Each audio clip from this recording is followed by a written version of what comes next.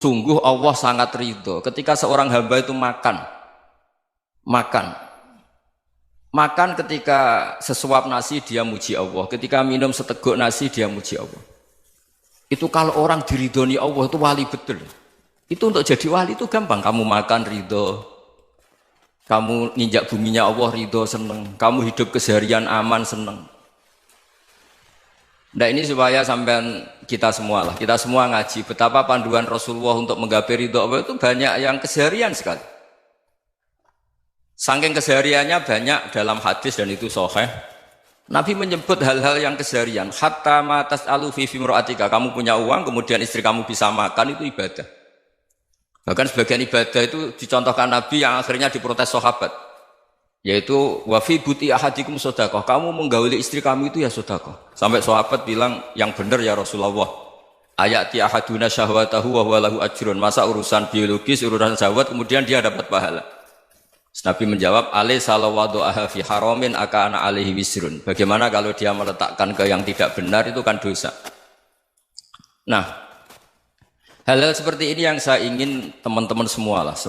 Saya juga agak ingin ngaji demi Anda juga agak ingin. Itu dosa sekali ngaji kok pesanan kelompok tertentu itu enggak boleh.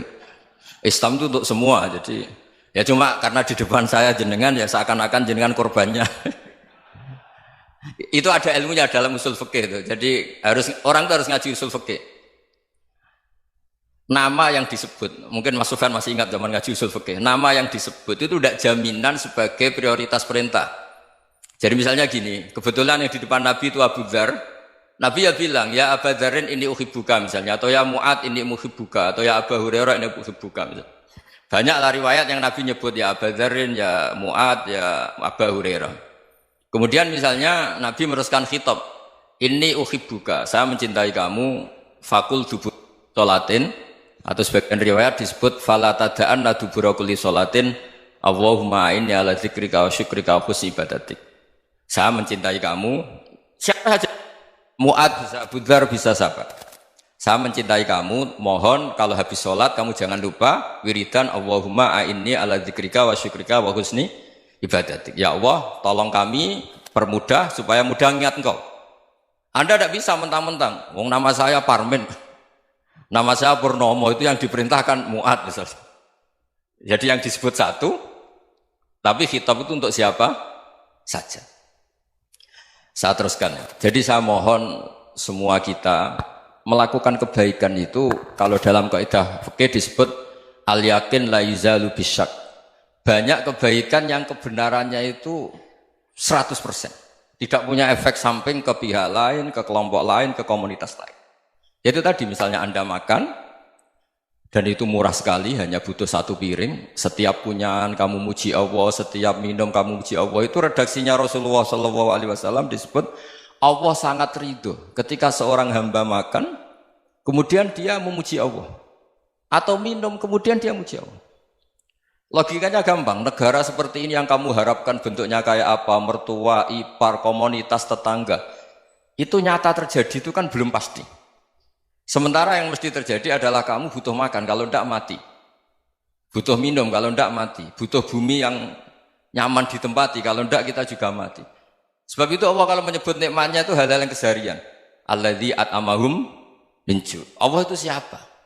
Allah itu yang menciptakan kamu bisa makan. Tidak berlebihan. Allah itu yang menciptakan kondisi sosial itu ideal. Zaman Nabi itu ya ada orang munafik. Orang-orang pilihan Allah itu juga diuji orang sekelilingnya yang macam-macam. Semua diuji sesuai konteks zaman dan waktu. Nah, tapi ada ibadah-ibadah yang selalu disarankan Nabi. Sampai Nabi itu pernah ditanya, ayul islami khairun ya Rasulullah, Islam terbaik itu gimana? Jawaban Nabi itu unik. It'amut to'am. Islam terbaik itu ya makan-makan, santai-santai. Ketika Allah menyebut beberapa kebaikan, falak tahamal aqobah wa ma adrokan apa? Mal aqobah. Terusannya apa? Fakku raqobah. Terusannya apa? Au it'amun fi yaumin di masghubah. Ya, atau acara makan-makan itu juga Islam. Kenapa? Ya bayangkan kalau tidak ada makanan, kita mati kan? Kondisi sosial tidak ideal itu Anda masih gak apa-apa. Tapi kalau Anda tidak makan, Anda tidak minum, kamu punya istri cerewet masih bisa hidup, punya mertua cerewet masih bisa hidup. Tapi kalau tidak makan bisa mati. Berarti penting mana istri sama makan? Penting mana? Makan. Semoga istri Anda dengar, nanti kamu disuruh makan tapi pulang deh. Itu kalau dibahasakan makan masih memahami. Penting mana nasi satu piring dengan istri. Nggak ada nasi mati, nggak ada istri belum mati. Penting mana? Gak berani jawab kan? Nah, ternyata Anda ada garang kan di depan istri. Jadi saya mohonlah, mungkin Mas Sufyan Sauri tadi yang bisa bantulah. Teman-teman tuh ngaji yang keseharian saja. Karena kita nyari ridha Allah itu berdasar firman Allah. Dan firman Allah itu menyebut keseharian tuh riang, gampang. Yaitu tadi misalnya wa min ayatihi manamukum bil-laili wan-nahar. Termasuk ayat-ayat Allah itu kamu tidur. Maka dulu itu ada guyonan, ada tokoh Mu'tazilah, kelompok dalam Islam yang berpikir manusia itu bisa menentukan ikhtiarnya sendiri. Karena saya bisa duduk, ingin berdiri, berdiri. Karena kelompok ini nggak terima kalau semua kehendak Allah, nanti bagaimana kalau semua kehendak Allah kok ada hisab ya, ada sanksi. Lucunya itu dia akhirnya ini cerita ya, mencintai seorang perempuan cantik sekali. Dan itu dia menjadi ahli sunnah itu oleh hal-hal yang sepele. Karena istrinya cantik, ya namanya suami istri itu hubungan intim. Terus ditanya, Mas masih ingin lagi? Masih. Silahkan diulang lagi. Wah ya tidak bisa. Katanya manusia bisa menentukan yang diinginkan. Itu tobat itu. Itu nggak bisa ditobatkan Mas Sufyan Ats-Tsauri. Orang cantik yang mudah nobatkan orang itu orang cantik. Segampang itu. Akhirnya kita tahu, makanya kalau dalam kitab Hikam itu disebut al-aqil mayyakul madza yaf'alu wa hubi wal ghafil mayyakul madza af'al. Orang yang punya akal karena sadar ini wilayah Allah, semua milik Tuhan. Itu dia tiap hari berpikir, besok Allah akan melakukan apa terhadap dunia ini. Kamu merencanakan sesuatu mau plesir, ternyata gempa. Mau wisata ke Rusia, ternyata perang. Kamu tidak pernah tahu apa yang akan terjadi besok. Wa ma tadri nafsum madza taksibu ghadan. Tapi anda semua kita ini sering punya jadwal permanen. Makanya saya kalau diundang siapa saja, sana takdir. Yang jelas Gus ini acara penting. Ya masih acara penting nak pangeran ngersakno piye. Kok ape dadi pangeran, kamu kok mau jadi Tuhan. Itu kadang ya kiai. Penting Gus acara ini jenengan harus memastikan bisa. Loh kamu itu yang ngajarin tauhid, sesuatu itu biadillah kok bilang-bilang apa pasti. Kalau saya terus tak tobatkan loh kamu kata saya itu. Ya kalau gitu Gus bilang insya Allah. Wah itu hati saya, fisik saya, roh saya sudah bilang insya Allah. Tidak usah kamu latih kata saya. Nah hal-hal tauhid keseharian itu gampang sebetulnya. Wal ghafil yaqulu madza af'al. Tapi orang yang lupa Allah dia setiap hari bilang besok apa? Kita bisa melakukan apa? Seakan-akan dia itu aktor, dia penting, dia subjek permanen, dia. Padahal kita ini hanya objek kehendak Allah Subhanahu wa taala. Karena kita yakin sesuatu yang terjadi di alam raya ini kita tidak bisa apa-apa. Makanya saya sering ngaji, sering bilang saya, ketika Anda mensifati Allah, dia yang menghidupkan. Sudah itu tanamkan, sehingga ketika kita mati, santai saja. Kenapa santai? Allah punya cara menghidupkan kita. Zaman kita hidup juga gak tahu caranya ngelola jantung, ngelola paru-paru. Kamu juga gak tahu ngelola oksigen yang tidak beracun, tidak mengandung polusi. Tahu-tahu hidup. Gak ingin tua ya tahu-tahu tua, gak ingin mati tahu-tahu mati. Selama ini kita hidup juga gak tahu apa sebetulnya. Hanya gaya tok, punya jadwal, punya planning. Kalau kamu bisa menentukan pilihan Anda, pasti Anda istrinya cantik, 4 neriman semua, qanaah semua. Nyatanya enggak kan? Ada 1 jelek, cerewet. Oh itu kan, nyatanya enggak bisa apa-apa Anda kan? Dan kamu bawa mati lagi.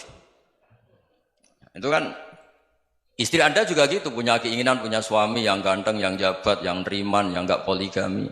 Ya enggak kesampaian juga. Kalau kita ngitung tingkat kegagalan kita itu gagal terus. Ya kan? Nah, terus ingat Allah, madza yaf'alu wa bi. Orang yang punya akal selalu berpikir Allah itu menghendaki apa terhadap saya. Lalu sama-sama orang ngelihat orang yang serius, itu kata Anda itu pemikir berat, serius, senang punya tokoh yang merengut tuh, karena kamu anggap serius. Tapi sebagian orang anggap orang yang serius itu wong merengut, wong masam, wong muka kok ditekuk. Jadi sama itu hati ya muqallibal qulub tsabbit qalbi ala dini, karena kita nggak tahu cara berpikir kita tentang orang lain, tentang sekeliling kita. Misalnya kita orang baik yang jenis ngurmat fakir miskin, ada orang bangun masjid mewah itu janggal. Apa artinya masjid mewah kalau banyak orang kelaparan? Tapi kalau yang jenis pendidikan, apa artinya masjid mewah kalau tidak bisa ngaji? Nanti yang jenis infrastruktur, apa artinya ini kalau semuanya punya sudut pandang yang berbeda-beda. Dan Islam mengapresiasi semua kebaikan. Tapi katakan semua kebaikan itu adalah kehendak Allah Subhanahu wa taala. Karena apapun baik Anda itu pakai fasilitas yang diberikan oleh Allah Subhanahu wa taala. Sehingga ini yang disebut qulillah tsumadarhum fi khawdihim yal'abun. Ya kembali tadi ke tema-tema bahwa keseharian Anda ini sudah Islami. Saat Anda tidak bisa melakukan apa saja. Saya sering ada jenazah, biasanya kalau tetangga meninggal saya sering disuruh ngelepas. Saya bilang orang ini baik, karena sering ngelamun di rumah, sering nganggur di rumah. Ditanya sama anaknya, kenapa Gus nganggur baik? Ya kalau dia nganggur artinya juga agak berbuat sesuatu yang maksiat kan? Ya kan, orang nganggur di rumahnya ya tidak bunuh orang, tidak maling, tidak korupsi, ya namanya nganggur di rumah. Lah cuma istri cara pandang nganggur gak menghasilkan uang itu. Tapi juga gak menghasilkan kriminal kan? Jadi sebenarnya Islam itu cara, makanya kalau sampai ngaji usul fikih itu ada kitab usul fikih, namanya Lubul Usul, itu terkenal sekali di pesantren itu. Itu kalau ngapresiasi keseharian itu luar biasa. Itsma min mubahin illa wa yatahaqqaqu bihi tarku haramimma. Karena keseharian yang mubah saat Anda lakukan itu ada kehebatan yang luar biasa, yaitu meninggalkan haram. Makanya dulu banyak orang-orang alim ketemu temannya itu guyon sampai semalaman. Itu biasanya yang semangat Islam itu kiai kok tidak tahajud, kiai kok tidak witir. Orang yang sedang mapan uangnya banyak, malam itu tidak kelayaban itu sudah luar biasa. Melawan nafsu supaya tidak maksiat itu sudah luar biasa. Supaya lupa guyon sama temannya semalaman sampai subuh. Gejolak-gejolokan ngenang zaman miskin, zaman kuliah nggak jelas, zaman apa. Melihatnya jangan tarkut tahajud. Seperti ini meninggalkan tahajud, tapi meninggalkannya ini talkul muharramat. Jadi kayak apa hebatnya? Sehingga Imam Ghazali punya riwayat yang agak unik. Hatta takuna ibadatu akhiri hadil ummah iku an-naum. Sehingga suatu saat ibadah terbaik umat ini itu tidur. Itu kan riwayat kontroversi. Ketika Imam Ghazali tanya, kenapa iya? Kenapa kamu mulai keluar dari rumah itu sudah banyak maksiat? Melihat perempuan yang enggak mahram, melihat fenomena. Tapi kalau kamu tidur itu enggak melihat apa-apa. Tapi juga kamu jangan nganggap tidur itu ibadah betul. Saatnya melakukan fardu ain malah masih tidur. Tapi itu sudut pandang yang menjadikan kita Islam itu gampang. Jadi saat Anda tidak bisa aktivitas apa-apa, misalnya ada beberapa orang yang lumpuh. Lumpuh itu memang nggak bisa Jumatan, nggak bisa ibadah, tapi dia juga nggak bisa maksiat. Tidur itu memang Anda saat itu tidak bisa tahajud, tidak bisa witir, tapi saat itu ada zina, ada maling, tidak gosipkan orang, tidak bully orang, tidak menanamkan kebencian, tidak hasud. Sehingga tidur menurut Allah Ta'ala ya wa min ayatihi manamukum billaili apa? Wan-nahar. Karena di tidur itu selain ada unsur istirahat, jaga kestamina, juga ada unsur meninggalkan beberapa keburukan. Nah saya mohon ibadah yang keseharian ini kita jaga. Supaya kita semua baca ayat itu fasih. Fasih itu tertanam di hati. Allah itu siapa?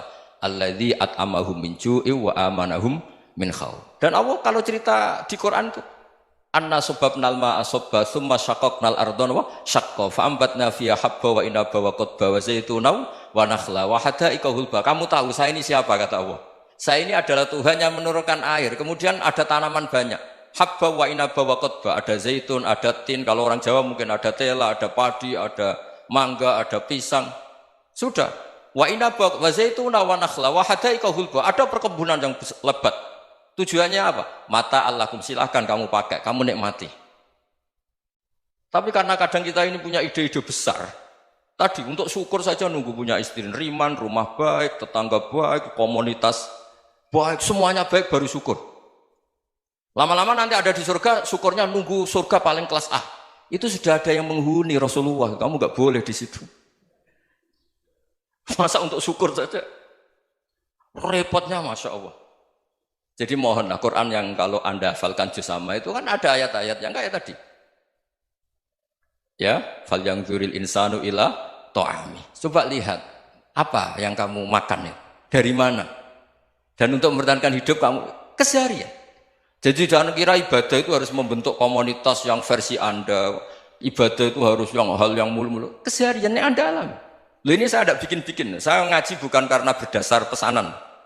Itu ayat yang saya baca kan betul ada ayatnya kan. Fal yang dzuril insanu ila tu'ami. Anna soba benal ma'ah soba. Thumma syaqaqnal ardo syaqqa. Fa'ambasna fiya habba wa inabau wa qodba. Wa zaitunaw wa nakhla wa hadaika ghulba. Terusannya apa? Mata'al lakum, silakan kamu nikmati. Mata itu silakan kamu nikmati. Ya kayak sampean dikasih hidangan ya makan. Ya sudah makan. Habis makan ya minum. Habis itu ngantuk ya tidur. Ya sudah normal-normal saja. Kayak apa indahnya Islam. Tapi Anda mencari Islam yang gimana lagi? Nah itu yang diajarkan guru-guru kita, diajarkan sanad kita sampai Wali Songo, sampai Rasulullah SAW. Bahwa pada akhirnya ada jihad, ada perang. Itu dulu memang perang, bukan membunuh. Beda. Dulu kita dijajah Belanda ya perang, dan itu normal karena kita dijajah. Jadi ketika orang lain ingin baik sama kita, wa in ahadum minal musyrikin astajaruka ya fajirhu hatta yasma'a kalam Allah. Kalau mereka ingin baik ya kita baik. Makanya ada istilah musta'man, mu'ahad. Kalau mereka ingin damai, berdampingan dengan kemajmukan ya itu yang lebih baik. Karena memang Islam menghormati proses perdamaian. Wa in janahu lis-salmi ya fajnah lah. Kalau ingin damai ya kita harus damai.